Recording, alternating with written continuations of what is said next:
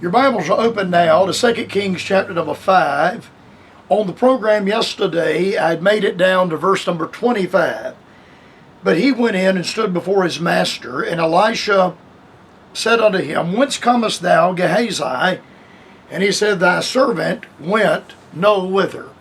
And on the broadcast yesterday, as we were closing out, I pointed out that when Gehazi began lying about this matter, he had to tell one lie after another.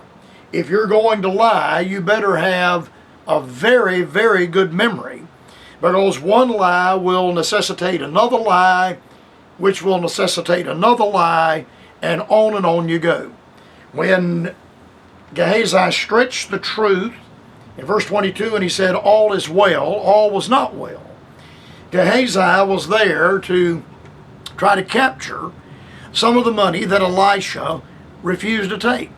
There is a time to receive gifts, and there's a time to not receive gifts. And Gehazi didn't know the difference. And because of his greed and self-will, he said, I can't bear to let this money that my master refuses to take, I can't bear to not take some of this with me. Naaman brought it to give away, and Naaman can certainly afford it.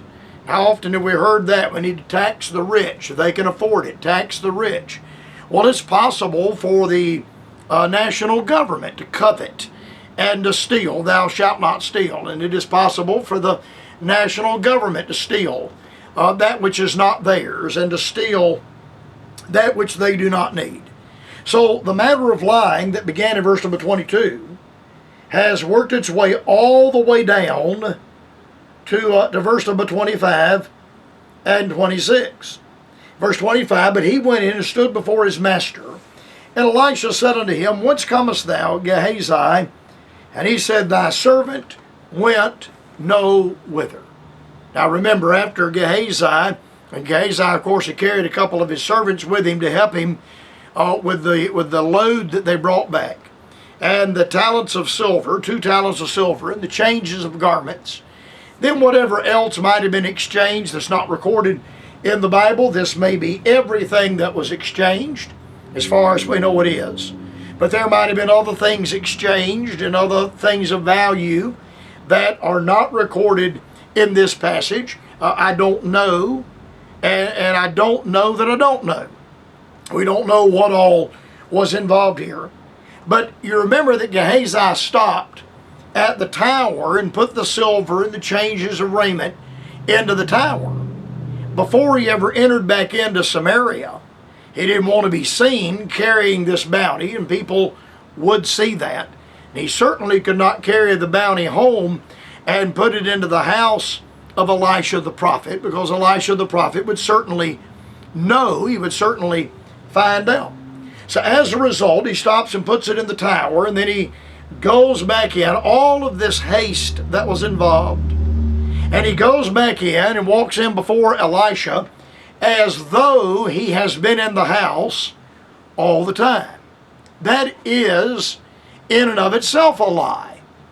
He is giving an appearance, he is making an appearance that I've been here all the time working, I haven't gone anywhere, I've been here the whole time, when he certainly has not been there all the time. He has not been in the house all the time.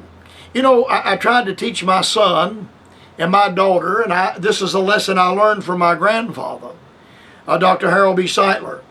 I never saw my grandfather in a hurry, but I never saw my grandfather idle. My grandfather was one of the most diligent, deliberate men in his work I have ever seen. But my grandfather had a very good pace, and he could pace himself in such a way that he was constantly busy. He was always busy. My grandfather made the comment one time that it's wise for every preacher to always have somewhere else you need to be. That will keep you from standing around and loitering around too long. You know, we have the old saying, an idle mind is the devil's workshop, and idle hands are the devil's tools. How true that is. And my grandfather was always given to work. But I never saw my grandfather in a frantic run. Now, I've run into a lot of people in the course of my life, and they're just always in a hurry. Everywhere they go, they're in a hurry. My grandfather always had somewhere to go, but I never saw him in a hurry. And I think that there's a tremendous amount of wisdom to be learned from that. I've told my son back when he was a teenager, and in typical teenage style and form, he wanted to do everything and go everywhere and be a part of everything that was going on. And I tried to tell my son, at some point you're going to have to decide, I'm going to do this and I'm not going to do that. Dr. Jack Green reminded me one time, he said, if a river stays within its banks, it has force and it can move forward. But when a river gets outside of its banks, it loses its force, it becomes a marsh, and it stagnates. Dr. Green was trying to stress to me the importance of you can't do everything. You can't go preach in every church. You can't run in every fellowship and run in every circle. My grandfather said one time, you need to find your crowd. Your crowd will come to you. They'll find you. And when you find your crowd, get in it and preach to them and be faithful to them. And that's exactly what I've tried to do. Notice all of the haste that was involved here with Gehazi. He has to wait around long enough to let Naaman get out ahead of him so nobody would think that he was leaving to follow. When he left Samaria, no one would think he was leaving to follow Naaman. Then he had to hurry back in an effort to try to give the ruse to Elisha that he never went anywhere. And all of this haste, we have the old saying in the vernacular, haste makes waste. Haste makes waste. And if Gehazi had been where he should have been and done what he should have been doing, all of this breakneck, frantic running to and fro and running back and forth, none of this would have been necessary. When you and I, if you'll do the things that honor the Lord, if you'll live in such a way as to please the Lord, you won't have to care who sees you going or coming. You won't have to care who sees you in a certain place or who does not. And you won't have to care about when you leave or when you arrive back. All of this, again, is to perpetrate a lie. This time, Gehazi is not speaking a lie, but he is demonstrating a lie by his conduct. He's trying to give the appearance that he's been in the house the whole time, when truly he has not been in the house the whole time. He has been out in the highway running after and chasing after Naaman the leper. So he went in to his master, and Elisha said unto him, Whence comest thou, Gehazi? And he said, Thy servant went no whither. Now his conduct has perpetrated a lie, but now once again Gehazi is forced to tell a lie. I haven't gone anywhere. I haven't done anything. I've not gone anywhere. No one knows where I've been. I've been right here in the house. I haven't gone anywhere.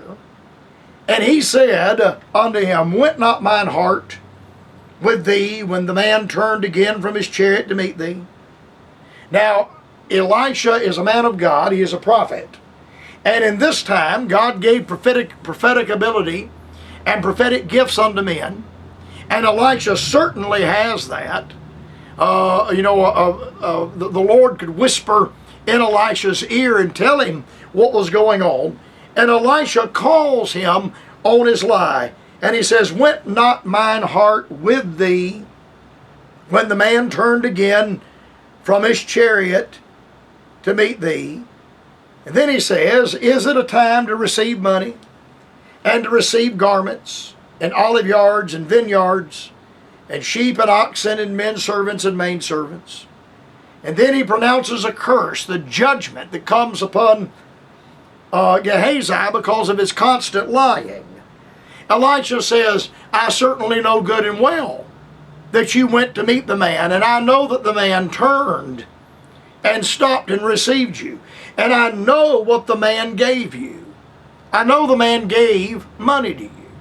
Now, I'd mentioned a couple of days ago that I think that Gehazi had in his mind that he was going to use some of that money to buy a farm. It certainly appears to be that way. Elisha says, is it a time to receive money? Which he did. And to receive garments, which he certainly did. And then he says, and olive yards and vineyards, and sheep and oxen and men servants and maidservants. Now, Gehazi didn't receive any of that from Naaman. And yet Elisha says that you've received olive yards and vineyards and sheep and oxen and men servants and maidservants.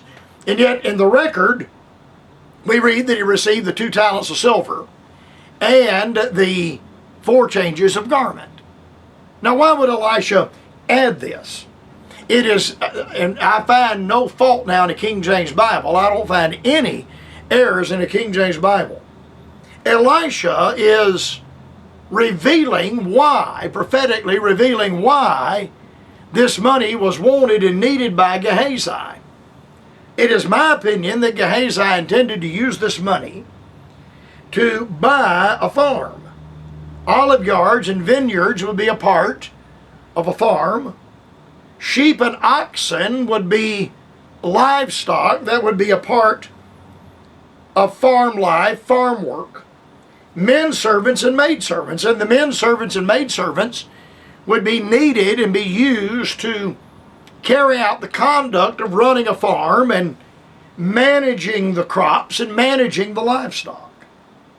Because of all of this lie and the fact that Gehazi has not only violated the direct order of Elisha, we're not going to take anything from Naaman the prophet, but that he lied. He not only rebelled, but he lied in addition.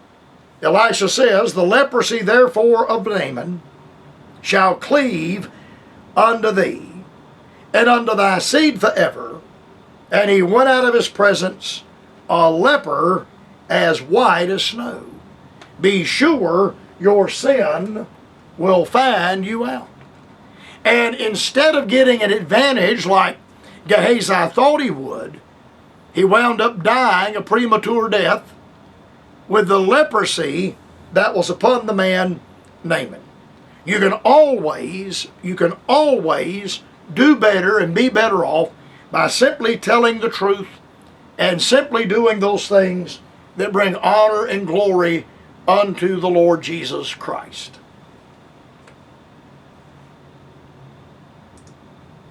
Correspondence to the Bright Spot Hour, Post Office Box 4, Greenville, South Carolina 296.